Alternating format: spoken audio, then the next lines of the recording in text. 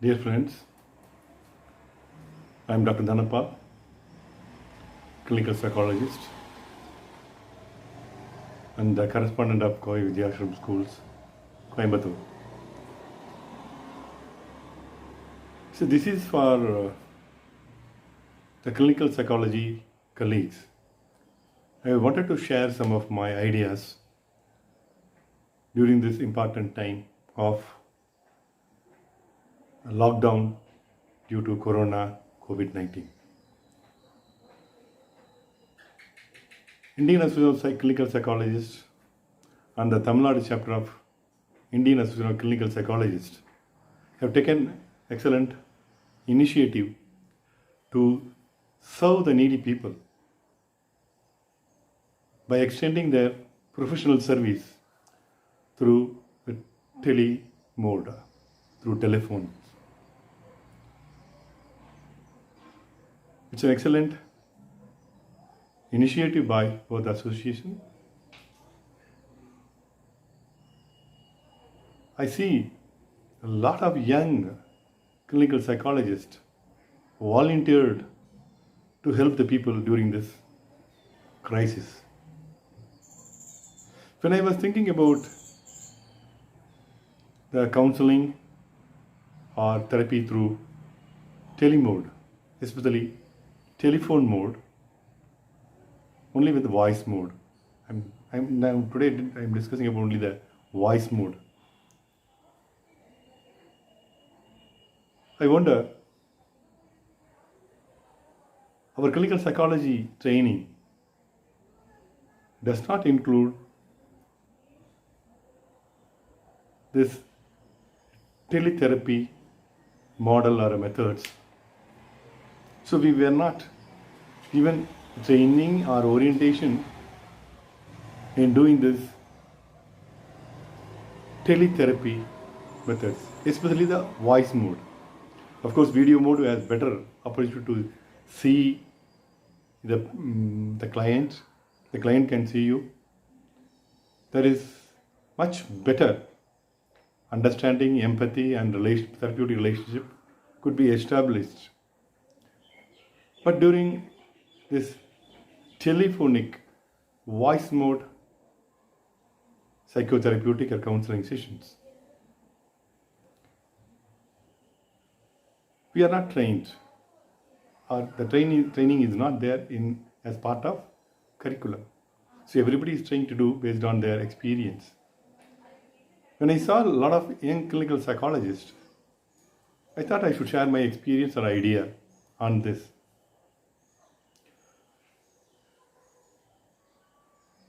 The counseling through telephone and counseling in person, counseling through video mode, all three platforms are totally different. Each platform requires different kind of skill. Of course, it's very difficult for me to transfer the skill to everybody, but I think we should have a minimum understanding and standard operating protocol when we deal the clients through telephone, especially voice mode. I have been searching for the material for the last 2-3 days, but I could not get a proper material which can help young psychologists, a clinical psychologist, to do their job better. So I thought, let me share my view on this.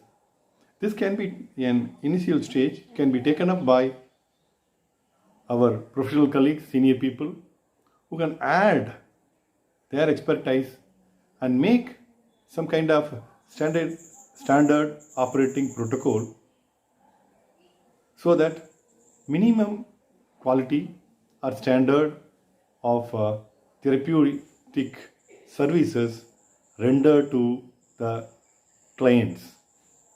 Right. What is the protocol I suggest?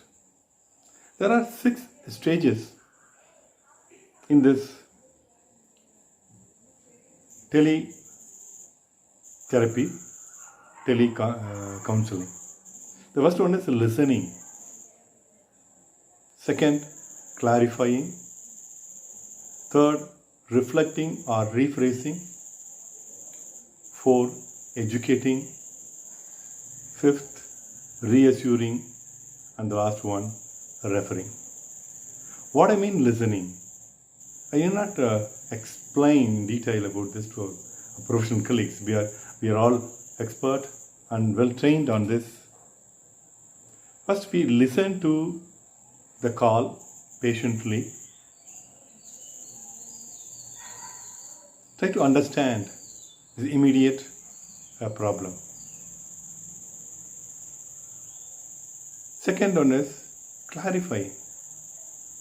They will be giving their problem. Hypothetically, I can take one case like somebody called from E Road, particularly one particular place called Gandhinagar, for example.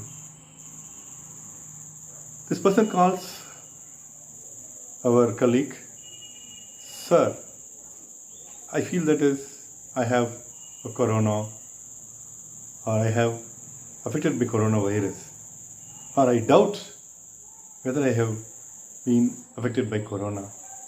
I don't know." And he is presenting the problem. Once we listen to his crisis, let him complete. Then second stage is called a clarifying. Then we can get into the clarification mode where we can understand whether he has the possibility, for example, whether he has contacted somebody, met somebody who already had coronavirus, or whether he has come from abroad where the coronavirus is rampant, or the neighbor or the family member or relative had corona. Like that we will get a clarification. Once we know that is, no, whatever he says is more of an imaginary because of the anxiety. Or we also can inquire to what extent the problem or this complaint is affecting him. Whether it is anxiety alone, or he has some amount of depression, or whether he has obsessive or compulsive behaviors, or whether he already had the illness but that illness has been aggravated now. This kind of clarifications can be sought in a brief time because we don't have enough time to take the entire history, to a mental status examination, past history, family history. Even if we get whether it's reliable, we don't know. So it has to be a very brief of understanding that status of his illness, then the past history. Once we understood his problem, the third stage, we need to reflect or rephrase. This is a process which we do generally in our counseling also. When client gives the problem, then we understand the problem, we reflect, rephrase it and say, I understand that is, you have this problem for the last 2 days, you are not able to sleep, you are not able to do any work, but you have the doubt that you may have coronavirus. So it's a rephrasing or reflecting will make the person to believe, trust you that you have understood this problem. Once he start believing that you understood, the therapist has understood the problem, then following that, you can talk. That's the fourth stage is called educating. You can educate the client, especially during this corona days, I'm saying. If you can, you are certain that he doesn't have corona symptoms. When you, based on your inquiry or clarifications, you understood that he doesn't have any corona symptoms. He doesn't have possibility of first time contact with any coronavirus people, or close to him, nobody has been affected. Without all these things, just because of reading a lot of WhatsApp materials or print materials or watching TV about corona and all these things must have made him. Maybe a person was a vulnerable or predisposed person who got into these anxiety-related problems. So now we can educate that is how he is not affected by corona in a detailed manner based on your clarifications. The fifth stage is reassuring. The most important thing from a therapist, client expects. Now you say that is because of all these reasons. I assure you that you don't have any problem. Don't worry about it. Everything will be all right. It's going to be fine. Then you can give an option, or if you feel that is the problem is so much that he is not able to function properly, you require further therapy in person. You always refer. That is the sixth stage of this process.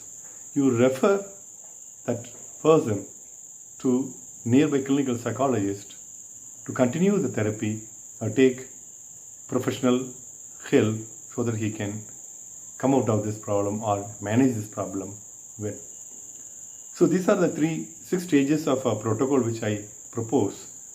Listening, clarifying, third, reflecting and rephrasing, fourth, educating, fifth, reassuring, and the last one, referring. I hope the simple tips may help some of you to do your service better to our clients. And this is an initiation. It's not that this is what everyone has to do it.